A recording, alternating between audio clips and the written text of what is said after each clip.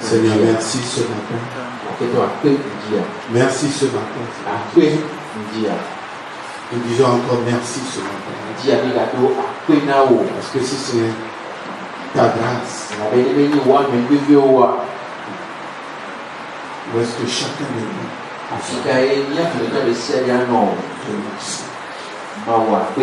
tu ne changes pas. Ton amour ne change pas. Malachie 3:6. Je ne change pas. Jacques 1:17. En lui, il n'y a aucune ombre de variation. Hébreux chapitre 13, verset 8. Il est le même hier, aujourd'hui. Alléluia. Exode chapitre 3, verset 14. Il s'appelle Je suis. Plus de variation. Il est. Et il demeure. Dans Nombre 19, 23 verset 19, il est dit, il n'est pas un homme pour mentir. Ce qu'il a dit, ne le fera-t-il pas?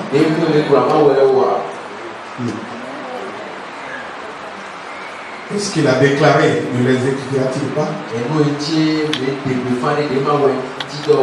Il n'y a aucun changement en lui. Dieu est amour. Il demeure amour. Je suis. C'est mon nom.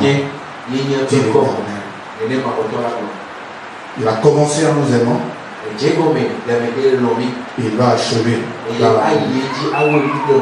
Les situations nous trompent. Dieu est pour nous. Dieu est avec nous. Et Dieu nous soutient. On sait que l'ennemi travaille. Les refuges disent je ne repose pas non plus. Et nous sommes instruits pour prendre le dessus du mensonge de l'ennemi. Jean 8:32. Vous connaîtrez la vérité. Et elle vous affranchira. Merci papa. Jean 8:36. Lorsque le Fils de Dieu vous a franchi, vous serez réellement libres. Papa, nous te disons merci. Tu viens et tu confirmes ce que tu veux dire à ton peuple. Il n'y a pas de nœud de Saint-Esprit au milieu de nous. Alors qu'il n'y a aucune concertation. Et juste, on veut te voir. Ce matin, soyez conscients de la présence de Dieu. Afin que votre attitude attire l'onction. Ne soyez pas des spectateurs. Dans votre cœur, vous soyez des acteurs, participants à cette grande œuvre. Les Anglais parlent de service. C'est un sacerdoce. Et tous, on a notre part ce matin. Oh Dieu, ton amour ne change pas. Sois béni ce matin. Rassure un de tes enfants ce matin.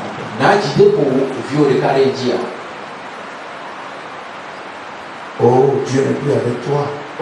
Regarde ce qui se passe dans ta vie. Elles sont les mensonges de l'ennemi. Mais nous, on se tient avec la vérité ce matin. On veut l'enseigner ce matin. En Dieu, il n'y a aucune ombre de variation. Comme il était, il est. Il sera. Père, sois béni. Amen. Amen. Je vois des gens que je ne vois pas habituellement. Des gens que je ne maîtrise pas, je ne connais pas. C'est la même que. Et je vais saluer.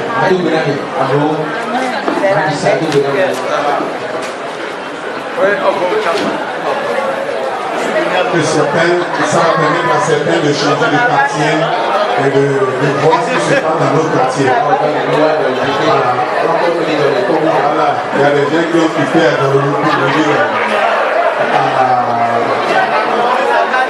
On m'a compris.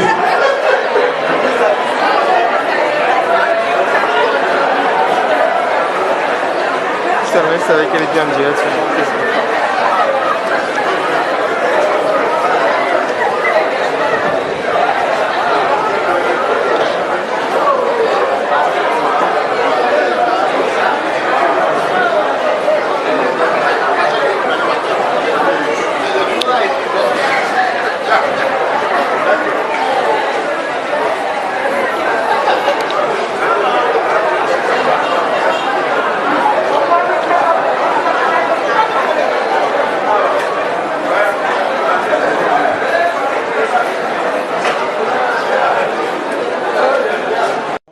Dans Luc chapitre 7 là. Il y a un peu de Je suis court ou bien je suis géant? Les deux. Est-ce que je suis court ou bien je suis géant?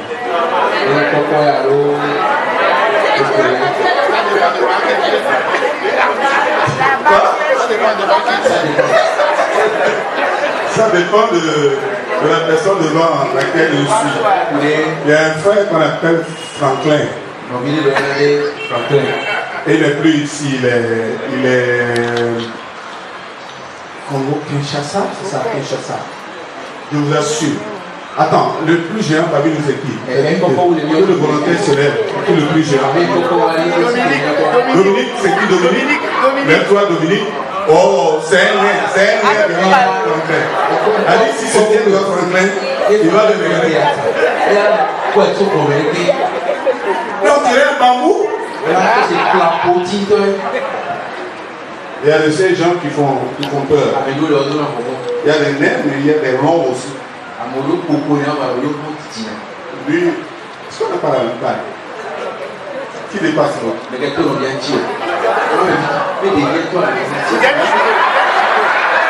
a dit quoi encore?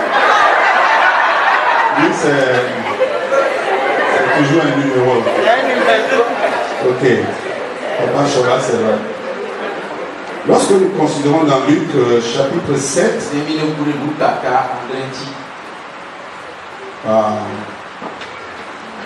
lorsqu'il est question qu'à la fin, nous allons toucher la troisième épisode de notre temps que nous faisons pour les ouvriers du Seigneur. Rappelez-vous que ça ne touche pas les responsables des départements. C'est ceux qui militent d'une manière ou d'une autre dans la maison de Dieu. C'est tous ceux qui veulent savoir un peu ce qui se dit, parce qu'aujourd'hui, nous allons donner la parole aux gens et voilà. On pouvoir définir certain nombre de choses. C'est quoi un disciple?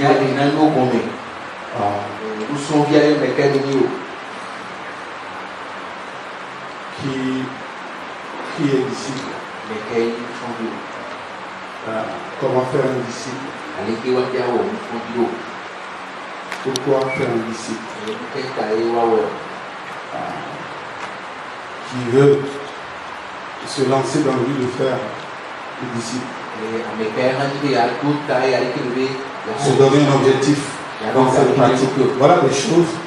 Donc, ce n'est pas seulement lié à des gens qui font que, quoi que ce soit, vous pouvez venir tous.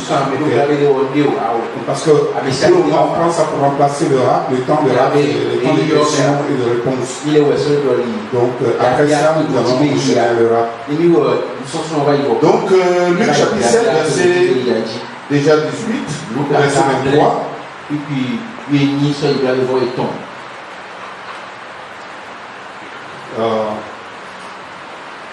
est dit ceci. Jean fut informé de toutes ces choses par ses disciples.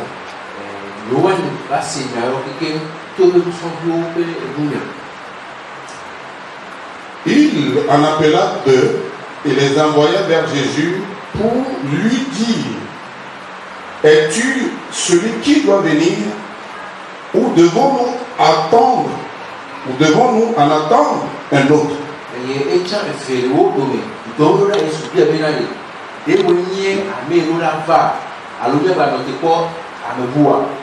Arrivé auprès de Jésus, dit: Jean-Baptiste nous a envoyés vers toi pour dire: es-tu celui qui doit venir, ou devons-nous en attendre un autre?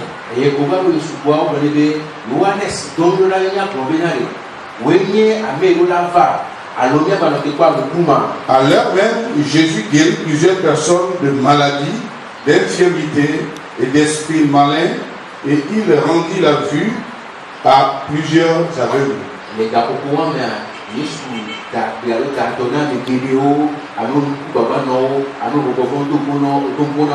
Jésus va répondre à Jean. Et il leur répondit, allez rapporter à Jean ce que vous avez vu et entendu.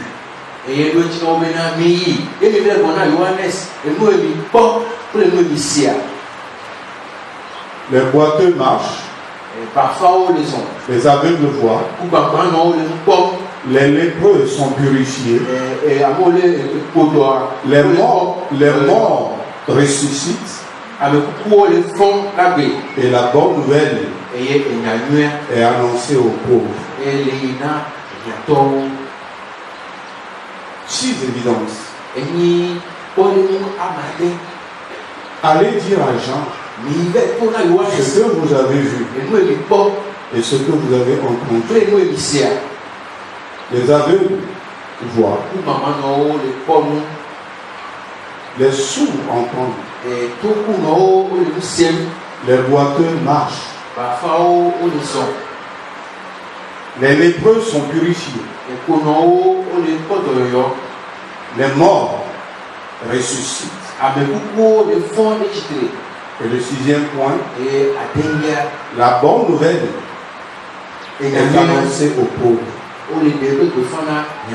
Et il conclut en disant, heureux celui pour qui je ne serai pas une occasion de chute.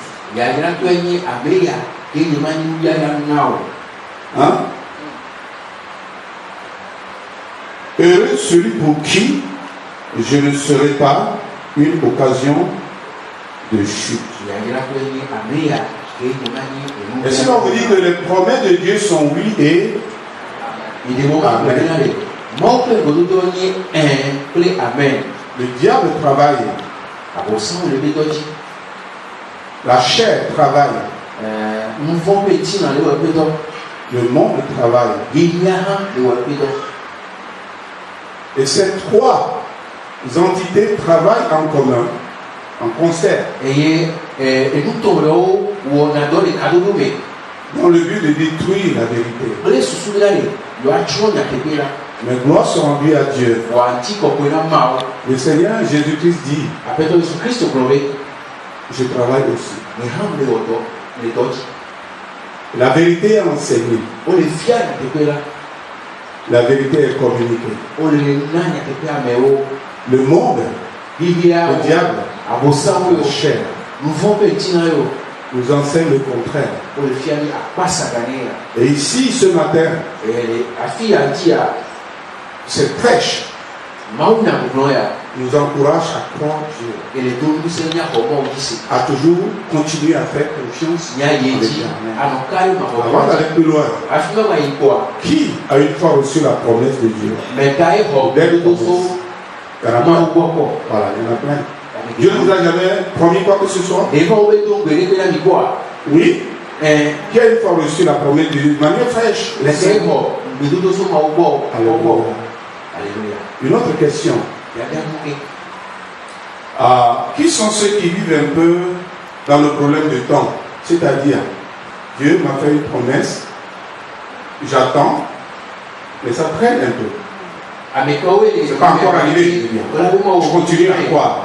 Ils sont ceux-là. Donc, il y a des gens qui ont reçu la promesse de Dieu. Et Dieu a répondu.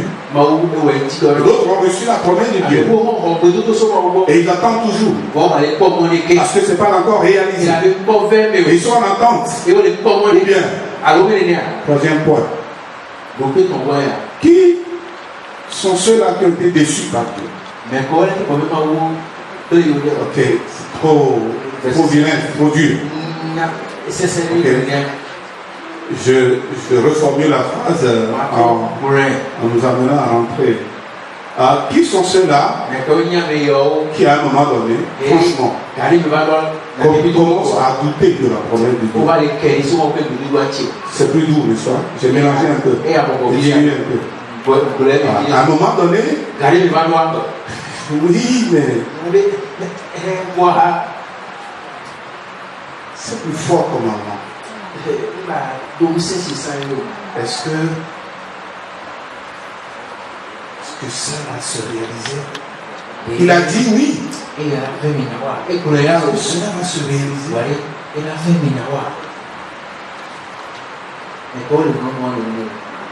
y en a aussi plein. Laissez-moi vous dire que vous n'êtes pas étrange. Vous n'êtes pas étrange. C'est-à-dire que, bon, c'est comme tu veux. Moi, je n'ai pas voulu dire ça, mais bon, parce que je ne vais pas traiter quelqu'un de notre pays. Voilà, c'est ça, je mérite bien ça. Plutôt ça, vas-y. Voilà. Pas un pépé. Non. Oh.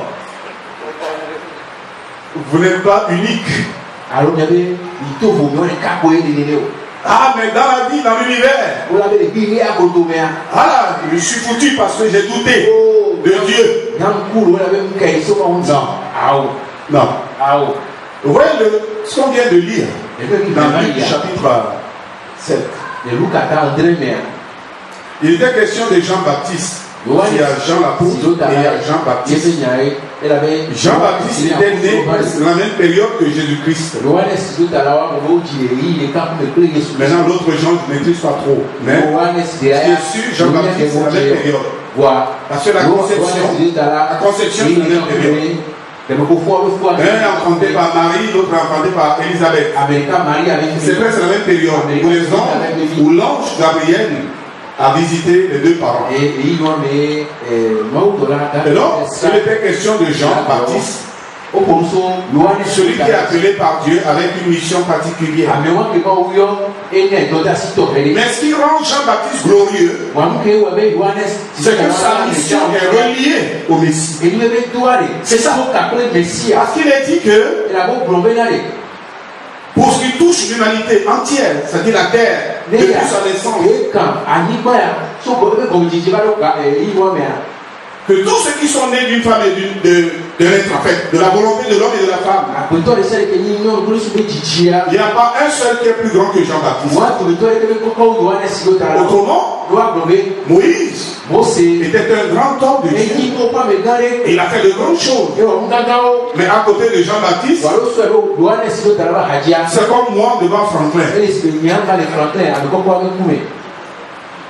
Je ne peux pas arriver, je ne suis rien. On va parler du père Abraham. Oui, Abraham, le père de la foi. Oui, le père de la foi. Mais lorsqu'on place Jean-Baptiste, et qu'on met Abraham à côté, Abraham est petit. Vous pouvez citer tous les grands hommes de Dieu que vous connaissez, les grands hommes. Et on dit que Jean-Baptiste est le plus grand parmi tous ces gens. Pourquoi? À cause de quoi? De son nom ou quoi? Non, à cause du fait que sa mission est reliée à Jésus-Christ au Messie. C'est tout ce qui a fait de ce dernier un grand personnage. Maintenant, on dit de vous et moi. Il a dit que le plus petit dans l'église est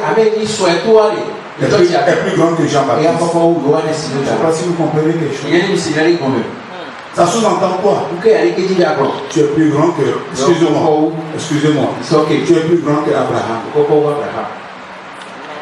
Tu es plus grand que Jésus. Hey! Vous n'avez pas réagi? Vous avez réagi comment? Comme cette histoire. Je peux t'essayer si les gens écoutent le message, c'est des fois les gens écoutent, ils sont là. Mais en réalité, ils ne sont pas là. Ils sont ailleurs. Et des fois, d'autres même font comme ça. Ils ne sont pas là. Et puis il a dit, Et Jésus-Christ a venu à Capernaum, il est monté sur un éléphant. Et ceux qui suivaient, et d'autres qui n'étaient pas là, mais qui l'éléphant. Non, on n'est pas plus grand que Jésus. Parce que les serviteurs ne peuvent pas dépasser le même. C'est en lui que nous sommes grands. Plus que les prophètes. Vous comprenez? C'est en Jésus que nous tirons notre grandeur. Mais ce qui est glorieux, on revient sur la personne de Jean-Baptiste. On a vu sa mission particulière. Il a vécu pas mal de choses. Mais dès sa conception, depuis le vent de sa maman, jusqu'à ce point-là, Jean-Baptiste avait tout ce qu'il fallait pour être un croyant. Dès le vent de sa mère, jusqu'à ce que nous venons de lire où il a été là. Quand il se trouvait dans la prison, il avait tout ce qu'il fallait croire la parole de Dieu. C'est comme toi et moi aujourd'hui. À cause que nous avons l'Esprit de Dieu en nous, à cause que nous avons la nature de Dieu en nous, par l'œuvre du Saint-Esprit, nous avons tout ce qu'il faut pour croire. Nous avons tout ce qu'il faut pour croire en Dieu et croire à God. Jean avait tout pour croire. Jean il avait tout. Dès le vent, l'Esprit a ouvert ses yeux et il a vu que c'était le Messie. Il a même montré aux gens, c'est lui. Dans le Jourdain, il a tout vu. Le président de la Trinité. Il a tout vu. Et Jean, dans le verset 20 de Luc 7, Jean va envoyer ses deux disciples vers Jésus. Allez-y demander à Jésus, le fils du charpentier. Il n'a pas ajouté même. Il est dans un état de doute. Allez-y demander à Jésus. Est-ce que c'est vraiment lui le Messie? Ou est-ce qu'on a besoin d'attendre encore quelqu'un d'autre?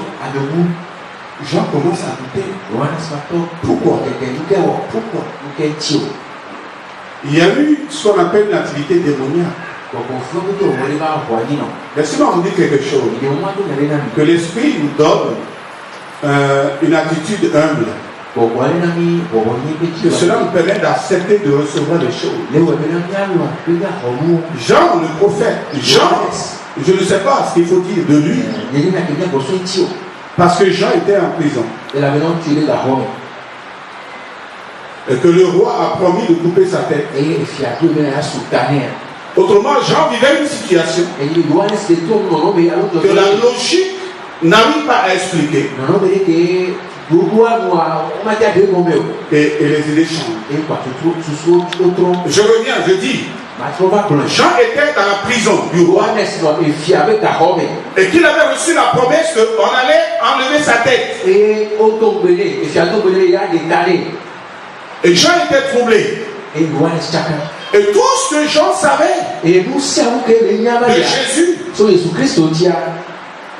tout ce qu'il avait reçu de lui, est allé à l'eau.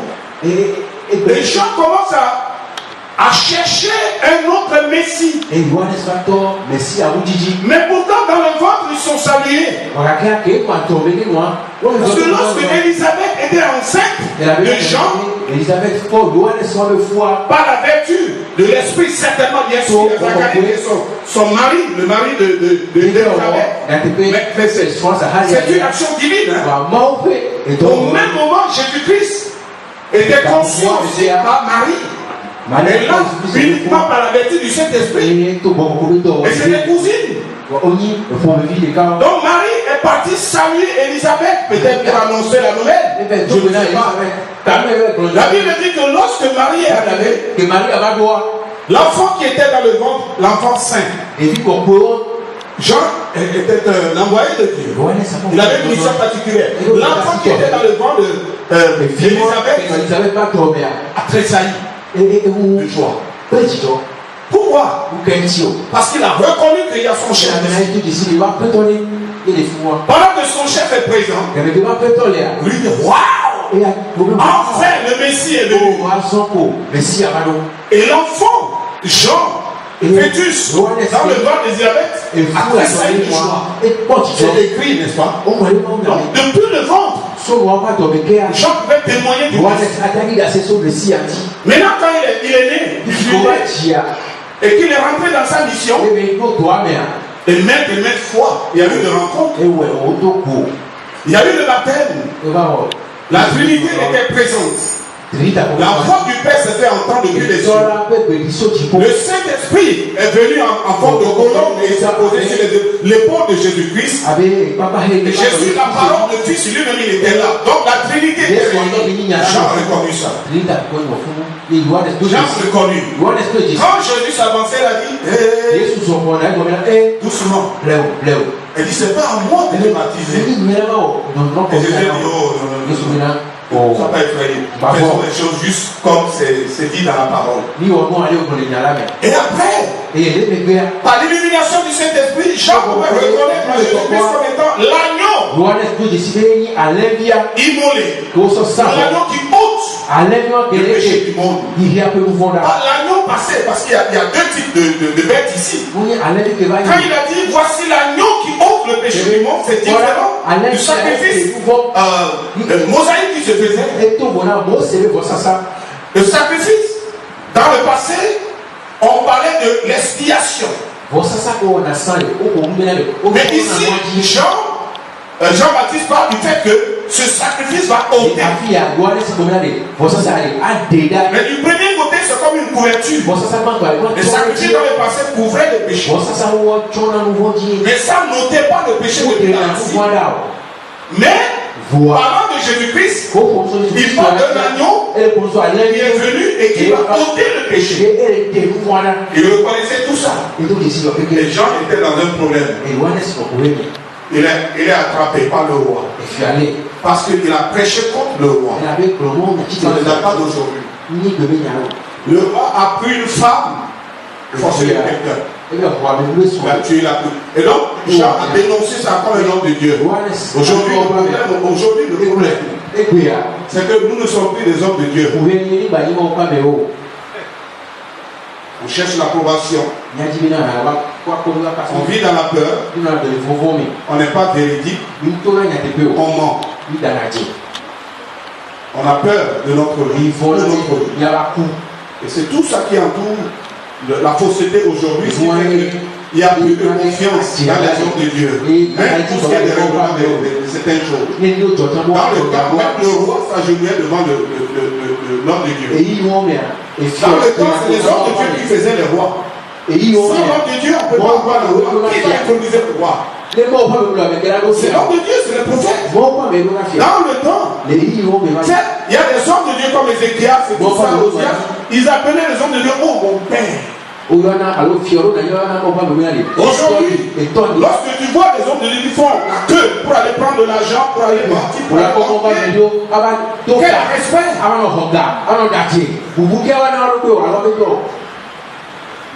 Mais Jean, il savait sa mission. Il a dit ça c'est un péché. On ne devait pas faire ça. Donc, voilà, quand tu es prêt à dire la vérité, sois prêt aussi à payer le prix. Voilà, le roi il a été pris. Et puis, garder la chose là comme quelqu'un. C'est grave. Les gens ont commencé à trembler. Vous savez, les situations des fois parlent plus fort que nos bons désirs d'avancer. Les gens ont aussi commencé à trembler. Après, il se pourrait qu'il se mettaient des idées. Si Jésus-Christ était le Messie, est-ce que je pouvais rester? Continuer à rester dans ce cachot et voir peut-être ma tête tomber. Il est spéculé dans sa pensée. Et c'est ça qui a fait qu'il a envoyé ses disciples aller demander Jésus. Suis-moi. On attendait un Messie. te dis libérateur. Mais si elle dit qu'à tous les. Tu es là, il n'y a pas de souci. Oui, on va nous. Quand tu as vu pas mal de choses en toi, il n'y a pas de problème. Mais c'est juste une question. Est-ce que c'est toi vraiment? Oui, ici à Bénin, c'est quoi? Ça vous est jamais arrivé? Dans la vie, il des fois vous posez la question de savoir si vous êtes sur le bon chemin. Est-ce que c'est ça? Est-ce que c'est ça? Est-ce que je ne me trompe pas? C'est ce qu'on disait. On n'est pas béni au monde. Ça arrive. Lorsque les gens traversent des situations, tu peux les reconnaître. Beaucoup de gens ont changé de pensée, de conviction, à cause des situations de la vie, à cause de la peur, à cause de dirantons, à cause de la peur. Je vais mourir. Je change de version. Je vais mourir. Je change de pensée. Je change même de doctrine. Oh, les gens vont sauter sur moi. Alors il faut changer de doctrine. Il faut changer de pensée. Et beaucoup fonctionnent de cette manière. Et il y a des choses qui vont venir dans nos vies dans le but de bouleverser notre foi. Mais ce que nous pouvons dire ce matin, le diable travaille, les situations travaillent, la chair a fait ce travail, le monde travaille, mais Dieu travaille. Et ce matin, Dieu veut vous dire, pour ce qui est de cette promesse, il n'y a qu'un seul mot dedans. C'est oui. Et nous déclarons Amen. Voyez-vous? 2 Corinthiens chapitre 1. Le verset 19 et le verset 20. Il est dit pour ce qui concerne les promesses de Dieu. Regarde. Il n'y a qu'un seul mot. Oui. Et Amen. Amen. 2 Corinthiens chapitre 1. Le verset 19 et le verset 20. Car le Fils de Dieu Jésus-Christ, qui a été prêché par nous au milieu de vous, par moi et par Sylvain et par Timothée, n'a pas été oui et non. Il n'a pas été oui et non. Mais c'est oui qui a été en lui. Oui. Pas oui. Non. L'amour de Dieu ne change pas. C'est pas oui. Dieu m'aime. Non. Dieu ne m'aime pas. Oui. Dieu est avec moi. Oui, Dieu n'est plus avec moi. Oui, c'est vrai. La parole de Dieu, c'est la vérité. Non. Il y a quand même des brèches. Non. Il dit, c'est le oui qui a été en lui. Et il dit, car pour ce qui concerne toutes les promesses de Dieu, alléluia. Car pour ce qui concerne toutes les promesses de Dieu, c'est en lui qu'est le oui. C'est en lui qu'est le oui. Et c'est pourquoi encore le Amen. Le oui et Amen. Je suis appelé à croire Dieu aujourd'hui et à déclarer, basé sur la vérité divine. Amen. Jésus, tu es le Christ. Et je dis Amen. Jésus, tu es le sauveur de l'humanité. C'est le oui. Et moi je déclare Amen. Tu es l'auteur de mon salut. C'est le oui. Demain c'est le oui. Après demain ce sera encore le oui. Et moi je déclare Amen. Parce qu'en lui il n'y a pas donc de variation. Il ne change pas. On a dit tout à l'heure, Malachie chapitre 3 verset 6. Il dit Dieu ne change pas. Je ne change pas. Dans Jacques 1,17, il n'y a aucune ombre de variation en lui. Il ne change pas. Il ne change pas. Dans Exode chapitre 3, verset 14, il ne change pas. La Bible dit que son nom c'est Je suis. Demain tu ne verras pas notre nom. C'est ce qu'il faut proclamer à Israël. C'est le Je suis qui t'envoie. Je ne change pas. Je ne change pas. Pas mal de versets. Je ne change pas.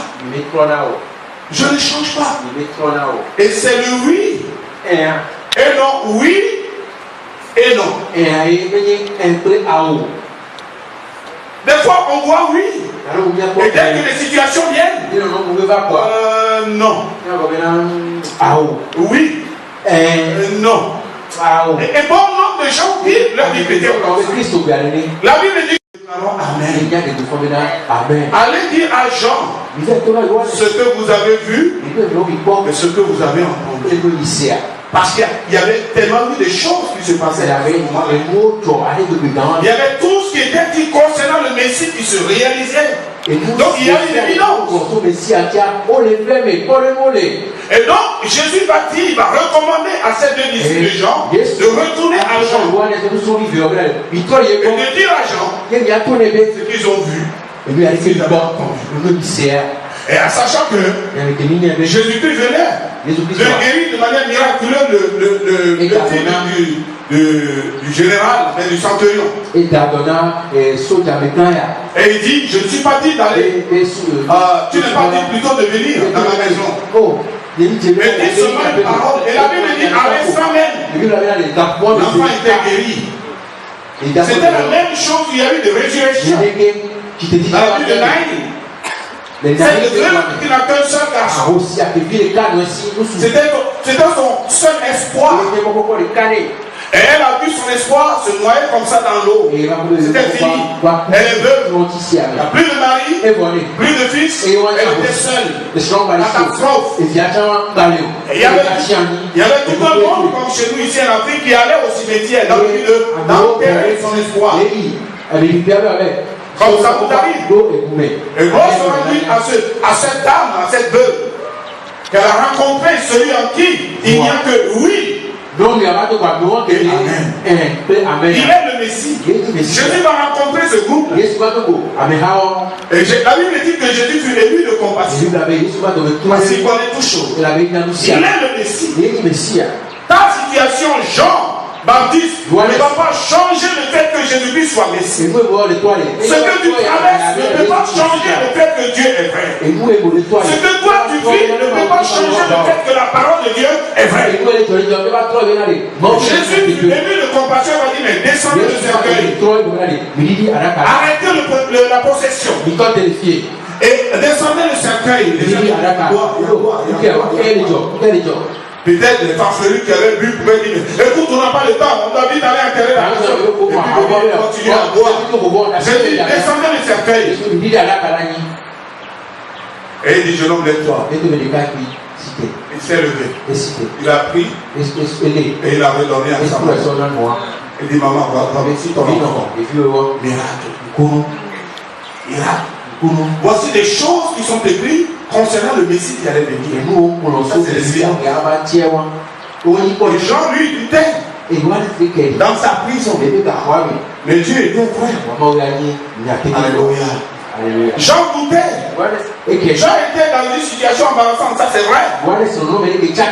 Et il était rempli de doute même. Mais Dieu était vrai. Ton doute ne peut jamais changer la nature de Dieu. En lui, il n'y a que oui. Et nous disons Amen. Et nous disons Amen. Et Jésus-Christ va renvoyer les disciples de Jean. Allez lui dire tout ce que vous avez vu. Là, il dit qu'il y a eu même des aveugles, les gens qui étaient venus, qui trouvaient de guérison. Allez lui dire ce que vous avez entendu et ce que vous avez vu. C'est glorieux de savoir que nous pouvons dire Amen. Parce qu'en lui, il n'y a que lui. Dieu ne change pas. Moi, je peux traverser une situation voire douloureuse, mais Dieu ne change pas. Toi, tu peux avoir le problème, mais Dieu ne change pas. Après, c'est une autre question. On a besoin de voir. C'est autre chose carrément. Pourquoi Dieu ne change pas? Mais moi, je suis en prison. Et mon nom, c'est Jean-Baptiste. Je suis aussi un envoyé de Dieu pour rendre témoignage au Messie. Et le Messie est là, c'est vrai. C'est lui en lui. Mais moi, Jean, je suis en prison. Je ne sais même pas ce qui va m'arriver dans 2 minutes. Oui, c'est compliqué. Mais ça ne change rien. Du fait qu'en lui, il n'y a que lui. Et nous disons Amen. C'est là où le problème se pose. Tu es Messie. J'ai rendu témoignage de ta personne. Mais moi je suis en prison. Peut-être on va me tuer. Mais qu'est-ce que tu fais pour moi? Qu'est-ce qui va arriver pour moi? Vous comprenez la situation? C'est pas chacun qui part de son côté qui fait ce qu'il veut. Non. Jésus et Jean-Baptiste, presque on va dire c'est les cousins. Et ils avaient reçu une mission surnaturelle, voire spirituelle. L'un est là pour montrer l'autre. Et l'autre qui est le Messie, le top, le sauveur, est là. Mais moi, Jean, je suis en prison. Mon cas est grave. On fait quoi pour moi? Je deviens quoi? Qu'est-ce qui va m'arriver à moi? Vous voyez un peu la chose? Vous voyez? Je suis chrétien. Je loue Dieu. Je pense même à l'église. Je suis sérieux avec Dieu. Et moi là. Et Dieu est moi.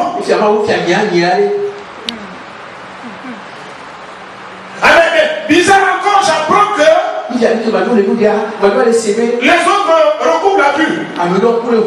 Les estropiés marchent sur leurs pieds. Les gens sont délivrés. Et moi, je deviens quoi? Tout ça est moi. Qu'est-ce que tu fais là? Pour moi, c'est compliqué. Et c'est là on dit quelque chose. Des fois, les situations de la vie nous forcent, nous obligent à dire le contraire et à penser le contraire de ce que Dieu dit. Nous oblige à sortir de la foi. Du coup, on devient incrédule. Manque de foi. Oh, est-ce que ça va arriver? Et moi, et ça. Combien j'ai entendu les gens dire, moi je garde mes mains pures. Moi j'essaie de faire de mon mieux dans la maison de Dieu. Mais regarde ma vie. Qu'est-ce que je suis devenu? Pourquoi pour blâmer Dieu? Je ne sais pas si vous comprenez. Des fois on ne le dit pas directement, mais moi j'essaie de me garder pur. J'essaie de faire mon mieux. Tu sais, tu vois ça. Mais regarde ce que je suis devenu. C'est presque la même chose que Jean vivait. Et Jean envoyé pour chercher de confirmation. Alors que lui-même, il venait de dire que c'était lui. Mais ce qui est glorieux. Peu importe ce que tu traverses dans la vie. En Christ Jésus, il n'y a que lui. Et nous disons Amen. Je vais aller loin. Lorsque le Fils était sur la croix, un acte horrible que l'univers n'a jamais connu. Le Créateur est suspendu à la croix. Quoi? Laissons le dire. En ce moment, dans le Père, c'était oui et Amen. C'était oui et Amen. La Bible dit il a brisé pour nos fautes. Le tableau était noir. Mais il y avait un bonbon. Il n'a pas changé. selon le planning, selon l'exécution du plan et la révélation de ce plan. Amen.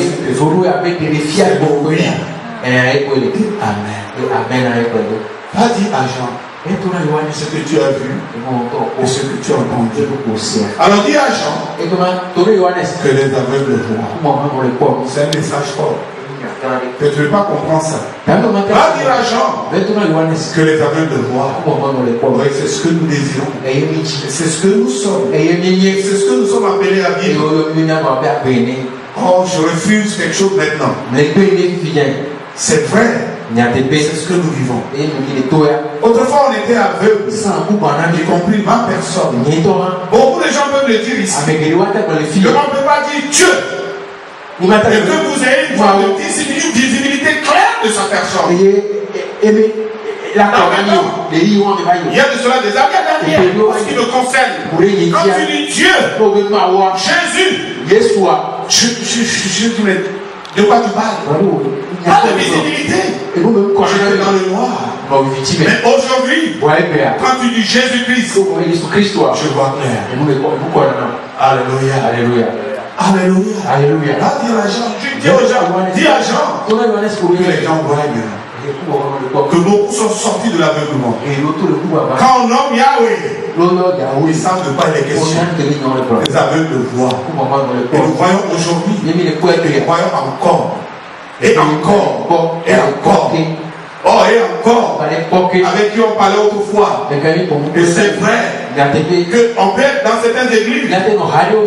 Oh oui, d'accord, je vois avec qui je parlais. Et la personne me disait, c'est voisin. C'est terrible. Et une des choses qu'il a dit, que tout le temps, ils sont en train de changer d'objet, si tu veux. D'objet. Un jour, on va dire, pour venir à l'église aujourd'hui, là où vous avez posé les pas, prenez le sable là, et venez, et votre vie va changer. Mais c'est stupide. Est-ce que Dieu a besoin de là, le sable là où je vais poser le pied pour changer ma vie? Ça veut dire quoi ça? Après, ils vont dire n'importe quoi. Aujourd'hui, je vois. Tu viens avec moi avec cette bêtise, je te dis, mais écoute, tu veux t'écarter ou bien tu veux que je t'écarte? Parce qu'il y a deux façons.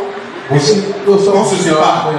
Tu peux t'écarter. Moi, je peux t'aider à t'écarter. Un autre jour, on y venait avec le balai. Et vous allez balayer toutes les malédictions et tout l'esprit de pauvreté dans votre vie. Et ils sont toujours pauvres. Et ils ne voient pas. La prophétie, ce n'est pas accompli dans leur vie. Un autre jour, on dit qu'il faut venir avec un mouchoir. On va venir le mouchoir avec ce mouchoir, c'est miraculeux. Et ils changent de mouchoir en mouchoir. Et récemment, c'est pour venir acheter la bénédiction. Et là, c'est percé. Je ne veux pas dire le frère pour que les gens commencent à savoir un peu qui c'est. Ces propres types ont essayé de réunir 80 000. Et ils ont amené à un féticheur qui met la cravate comme moi.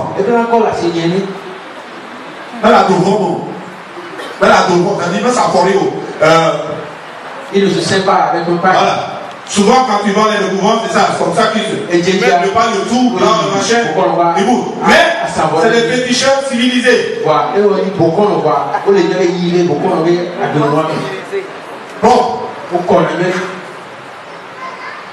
faut des sacrifices.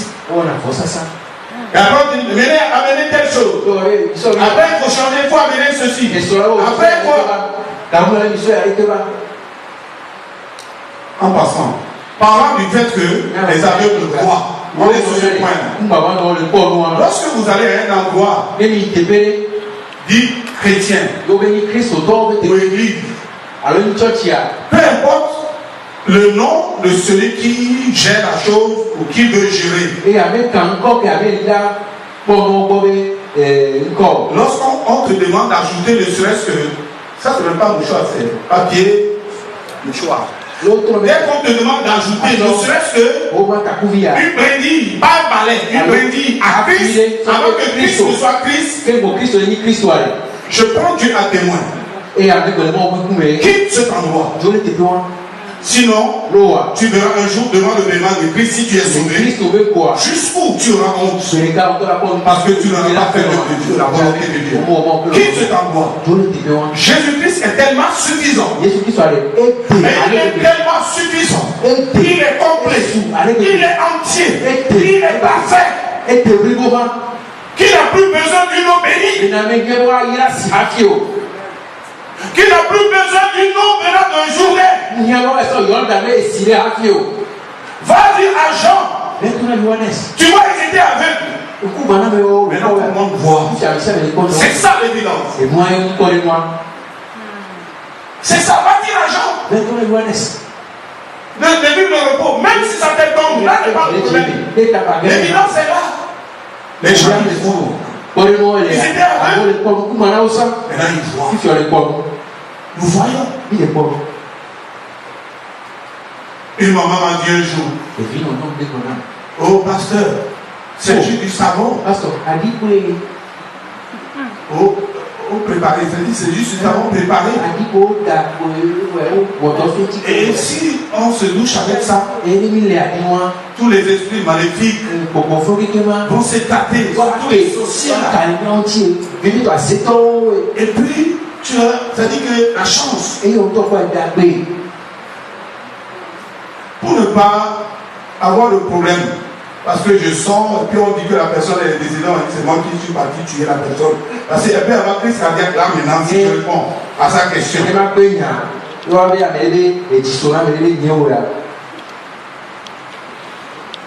J'ai juste répondu gentiment. Le père, elle ne pique pas la crise cardiaque. Non, maman. Sachez aujourd'hui que pour ce qui est de nous, notre église, Jésus plus ne serait-ce qu'une seule chose. C'est pas Jésus.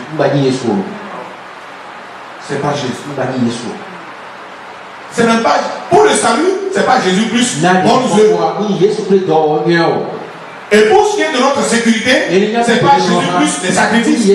C'est pas Jésus plus donner l'argent. C'est pas Jésus plus. Non. C'est pas Jésus plus on a béni ça et tu mets dans la porte qui est protégée. Non. Et si ça tombe.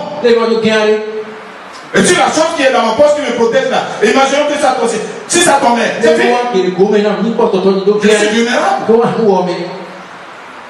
Mais moi, ma protection ne peut jamais tomber. Jésus-Christ est ma protection. Je suis en haut, il est avec moi.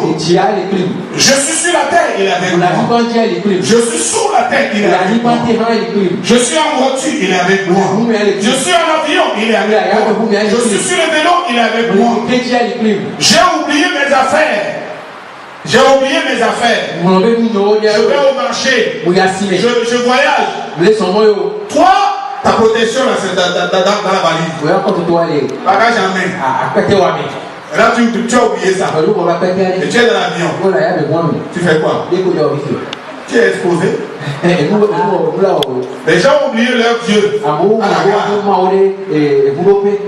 Parce qu'il y a fétiche dedans. Oh, c'est glorieux de savoir que Jésus-Christ encore. En lui, il n'y a que lui. Et tous les jours, moi je dis Amen. En lui, il n'y a que oui. Et Amen. Frère Adrien me disait quelque chose parce qu'il vient fraîchement de Bénin. Chez les Gaëtans. Excusez-moi. C'est pas grave de toute façon. Bon.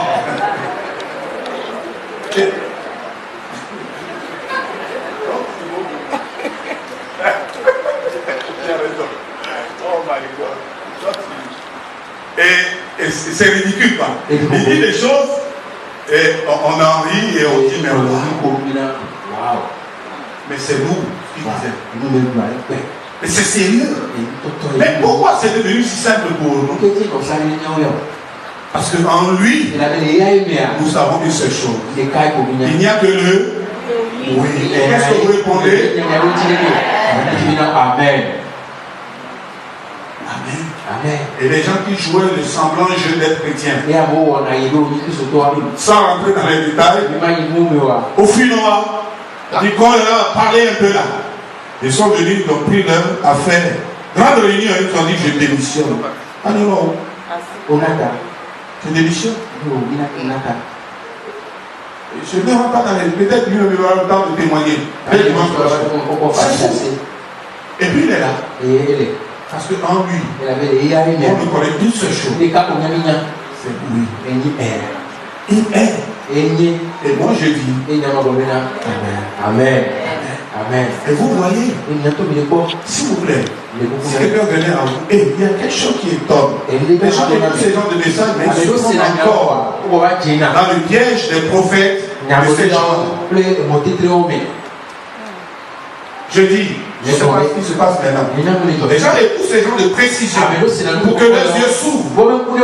Mais malheureusement, tu peux les retrouver à des endroits où c'est l'homme qui est exalté. Les prophètes. Les prophètes. Les prophètes. Je vais aller loin. Jésus plus un prophète. C'est le diable. Allez-y dire à qui de l'entendre. Il faut me couper à mon show. Je continuerai à 10 ans. Parce qu'on doit aller dire à Jean. Il y a une réponse à donner à Jean pour au moins faire son cœur. Va dire à Jean ce que tu as vu, ce que tu as entendu. Qu'est-ce qu'on a besoin d'entendre? Qu'est-ce que les gens ont entendu? Qu'est-ce qu'on a vu? Jean a besoin d'être apaisé. Les aveugles, ils voient. Moi, je n'ai pas besoin de prophète pour vivre. J'ai besoin de Jésus pour vivre. Je n'ai pas besoin de prophète pour vivre. J'ai besoin de la parole de Dieu pour vivre. Je n'ai pas besoin de prophète pour vivre. J'ai besoin du Saint-Esprit pour vivre. That's all. C'est fini. C'est fini. Il y a des gens qui nous confondent. Ils pensent qu'on est dans les bouillabouillas ou les bouillabaisse là. Non, ne nous confondez pas. Hein. Non. Même un verre d'eau ici que tu nommes autrement, on ne va pas l'accepter ici. Non. Si j'ai soif et que je viens vers toi, tu me donnes de l'eau à boire. Mais si tu me dis, si tu vois, c'est pour la tu vas boire. Tu seras béni. Tu parles à qui? Quelqu'un qui est déjà béni. Il est béni comment? On est béni dans les célestes avec Christ. Éphésiens chapitre 3.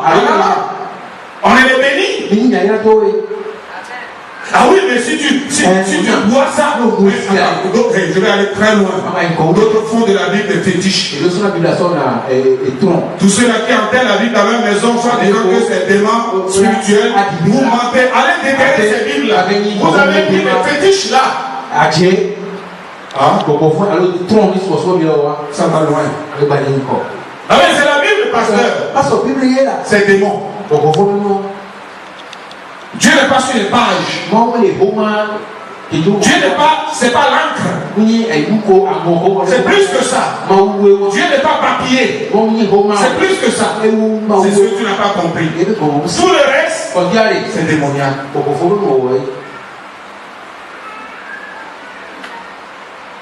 Allô? Va dire à Jean. Les aveugles de voix. Autrefois, on était dans le noir. Maintenant, parce que le Messie est là, et c'est lui. Et nous savons qu'en lui, il n'y a que lui. Et nous disons Amen. Amen. Amen. Les pères crus. Bon nombre de gens aujourd'hui sont devenus des gens qui servent de Dieu. Quand on dit serviteur de Dieu, c'est pas être pasteur ou non. Dieu. Les lépreux sont purifiés. Les lépreux sont purifiés. En Adam, on était tous des lépreux. Mais parce que le Messie est venu, la Bible nous déclare dans Éphésiens chapitre 1 que nous sommes des saints. Nous sommes purifiés par le sang. Et voilà combien on dit. Les lépreux sont purifiés. Les sourds entendent. Vous comprenez maintenant le message, non? Autrefois, quand on prêche, moi je ne comprenais rien. Qu'est-ce que ça veut dire? Dieu, c'est quoi ce nom? Aujourd'hui, c'est glorieux. J'entends, je reçois, et je bénis Dieu. Et je dis Amen. Les morts sont ressuscités. En Adam, ils étaient tous morts. Mais parce que le Messie est venu et que l'œuvre a été accomplie, nous sommes ressuscités en nouveauté de vie avec Christ. Et maintenant, si nous vivons, ce n'est plus nous qui vivons, mais c'est Christ qui vit en nous. Alléluia. En lui, il n'y a que oui. Et moi, je dis Amen. Et la bonne nouvelle est prêchée aux pauvres. Et la bonne nouvelle est annoncée. Et c'est ce que nous vivons. Parce que nous croyons à cette nouvelle. Et parce que nous croyons que c'est le seul moyen pour les gens de passer de la mort à la vie. C'est le seul moyen. Et nous croyons que c'est la vérité. Nous croyons que dans cette bonne nouvelle, il y a le oui. Et c'est pour cela que nous disons Amen. Amen. Que Dieu vous bénisse. Amen. Amen.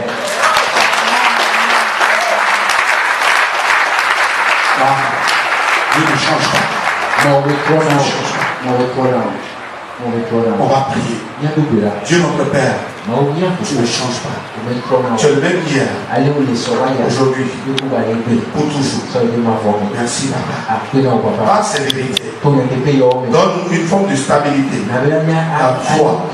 Donne de continuer à croire en toi. Les événements des fois se présentent comme étant des êtres forts. Les situations des fois sont fortes. Mais donne-nous de continuer à croire en toi. Jean était en prison. Mais en Christ, c'était le oui et Amen.